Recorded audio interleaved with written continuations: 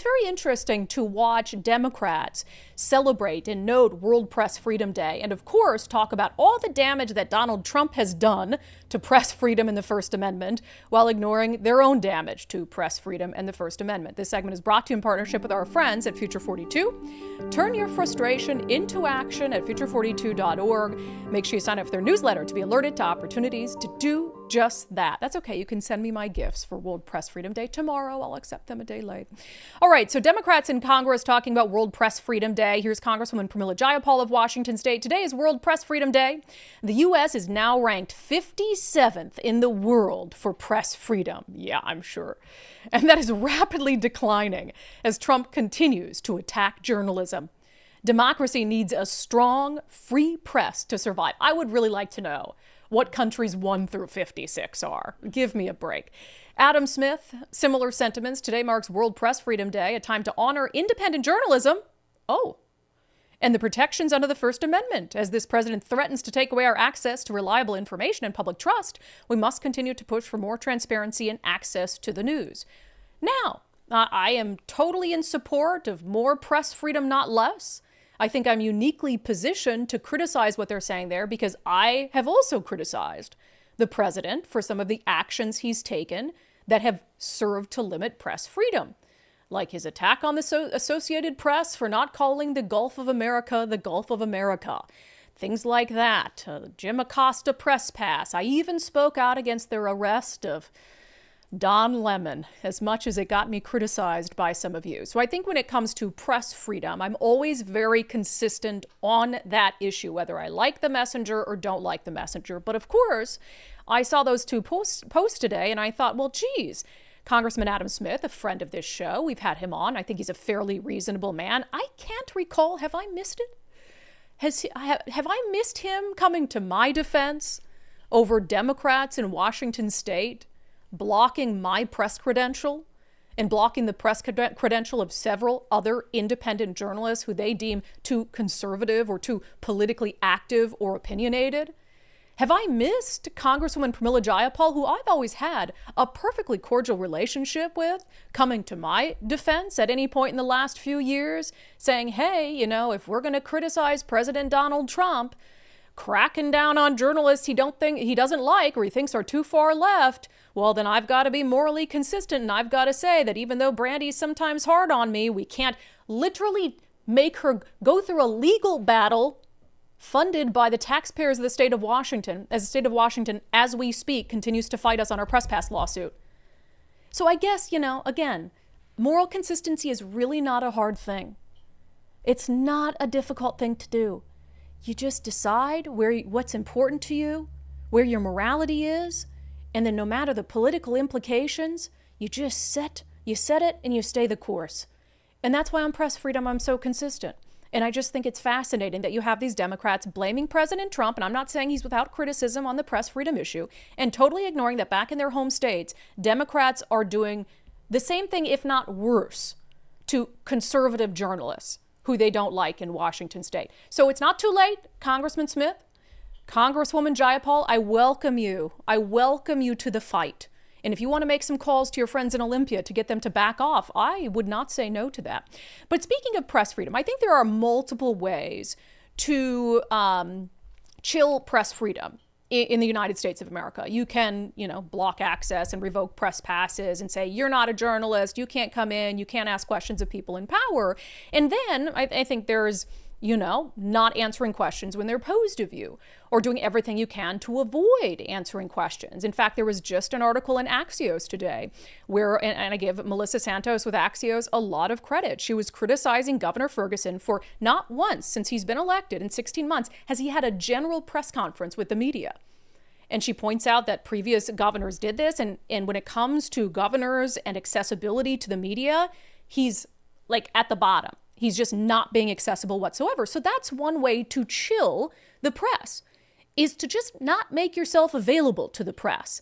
And even if you like or don't like Donald Trump, you can't deny he's about as accessible as it gets. I mean, apparently reporters just call him at all hours of the day and he just picks up the phone for him. And he has untold numbers of press conferences, probably too many if we're being honest. So that's one way to chill it. And you can do also what Seattle Mayor Katie Wilson does. Set the agenda and say, I will appear in front of you, peons, but you are not allowed to ask me anything, any questions, except the questions that I deem are appropriate. So there was a clip that has been going crazy, even crazier than Katie Wilson waving bye to the millionaires. It's with Chris Daniels of Como News in Seattle. And I like Chris, he does a great job. So he's at a press conference about some other random thing. And like any good reporter, you're gonna ask whatever you want. You probably have a story you're working on for the day. You're just looking for an opportunity to get the mayor on the record. So yeah, you'll go to some dumb press conference she has for an opportunity to do that. Now, a little bit of context here. Last week, there were shots fired outside a press conference where Seattle Mayor Katie Wilson was. There's no indication she was targeted. It's just a high crime area of the city. So Chris Daniels wanted to ask her about, how she's doing, if she's shaken up, but also if it changes her perception on some of the video monitoring that has become all of a sudden so controversial that she and others on the left kind of want to do away with that could help reduce instances of crime. Here's what happened. How do you feel after Tuesday, after what happened, what transpired? I'm doing great. Got a great team supporting me, and I'll just say, we don't have any indication that that shooting was targeted or anything like that. And the last question would be related to that I talked to people in that neighborhood who said that. Pardon me. Hold on. It's just one last question. People in that community who are concerned that there's been rising gun violence and that there should be more surveillance cameras and that kind of thing. That's obviously been an issue that you weighed in on. Does that change it? Does that change your perspective at all? Let's keep it on. Yeah, let's keep it on the topic of this event. Thanks. But does that change your perspective at all? Yeah. Appreciate it, but let's keep it on topic. Okay. She's about to answer the question, though. Okay. I mean, it looks worse when you jump in like that. I'm sorry, I specifically said to keep it on topic today. Okay. Yeah. But I also have to ask the questions that people want to have answered. Maybe we can set up a different time for that. But the mayor's a busy person. Government handler, I specifically said, I instructed you, member of the media, to keep it on topic. And this just continues to go. Let's keep playing it. It just continues. It's so embarrassing. And good for Chris Daniels and Como for keeping the camera rolling. Maybe we can set up with Sage. Yeah, just in Sage. Well, Sage hasn't returned phone calls all week, so. It's been a busy week, but Watch. I will definitely get with Sage. Yeah. Watch We're Chris. just trying to keep it in the scope and respect the event itself. If that makes sense. And they're all standing Well, you around can doing respect nothing. what I'm doing. Just watch Chris. Your Hold job is on. to ask questions. It's our job to Yeah, we just need to keep it within the constraints of the, She's just standing the there. event itself. I'll talk to Sage. Watch his look toward the camera. Thanks, Chris. How embarrassing. Okay. Watch the look he gives the camera. Were you going to talk to Andrew? I already did. And they're just standing there. They have time to answer questions. 4 minutes, so good. He says, we have 4 minutes. We have 4 minutes. We're just going to stand here rather than just answer a simple question that would have been done. That would have been done. There was a shooting outside a press conference. Totally legitimate question. There was a shooting outside a press conference you were at. Yet you want to do it the way with the CCTV that helps fight crime. And she can't answer it. Totally legitimate question. Not even a hard question to answer. And for the handler to come and say, I specifically told you to keep it on topic. Now, you can say that there's some sort of inexperience there, and I think that that's probably true. But also, remember what we started the show talking about. This is her worldview. She's a socialist/communist, admittedly so. She wants, what do socialists and communists want? What is the reality of the press in socialist and communist countries? It's state-run media. So she and the people around her believe that they can tell the media, this is what you can ask about and this is what you can't ask about. Her handlers believe he can say to Chris Daniels, I specifically told you what you were allowed to ask questions about.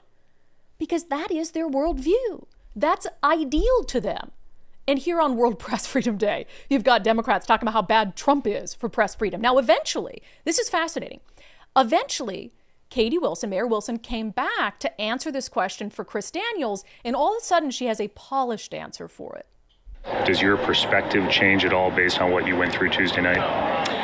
Not really. I mean, I believe that CCTV cameras have an important role to play in our public safety system, and we also have to be very careful to make sure that our data storage, security, sharing practices don't make that system vulnerable to misuse and abuse, whether that's by federal immigration enforcement or by other bad actors. Yeah, so here's what they did. They took her aside. They practiced the response that she was going to give, again, a little of that inexperience there, until it was how they wanted it to be. And then they went back to Chris and they said, okay, she'll answer your question now, probably because they also understood how bad it looked, or how bad it would look, especially if he was still rolling, which he was. I'm glad for that. But also, it's not the first time Katie has done this. On the show in just the past few weeks, we've had multiple examples of her picking and choosing who to answer questions from, her saying you can't ask questions that are off topic, or her fleeing press conferences before reporters even got to ask questions. Just your thoughts about it, and is there any concern about other businesses leaving? Because this is a big Starbucks to Seattle. This is, again, not the subject of our press conference. I'm just wondering what happened to the mayor. Where'd she go? She had to go. She is so busy. She's the mayor. Jonathan, I'm not doing it on the record interview with you, Jonathan. I don't understand. You answered all of the questions. Why can't you answer mine? Because you're not a member of the media, Jonathan. Mayor, there's video evidence of rampant drug use inside tiny house villages. First of all, are you aware of that? Do you have another question, sir? So I just wanted to know how much longer you plan on sweeping, or if anything is going to change from the Herald administration. Do you have any comment on that, Mayor? Thoughts? I laugh, but that's terrifying. And again, don't just chalk it up to inexperience. Don't just chalk it up to she doesn't know how to answer the questions, so she's trying to avoid answering the questions. The most obvious explanation is she believes the society she wants is a socialist communist society. The only models we have for how the press is allowed to operate in socialist communist societies are state-run media. And so that is her worldview, that she as the mayor gets to dictate what the media asks her, when they ask her it, and who gets to ask her questions.